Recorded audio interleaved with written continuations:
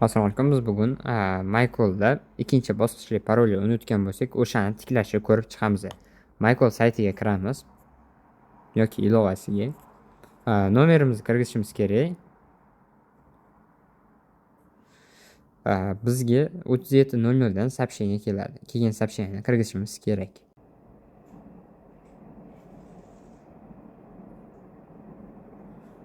Tasdiqlashni bosamiz и parolni unutdingizmi degan joyga bosamiz. Bu yerga telefon nomerimizni yozamiz. 3700 dan yana сообщение keladi bizga. Tasdiqlashni bosamiz. Keyin bu yerga ikkinchi bosqichli parolni kirgizamiz. Masalan, 5.0.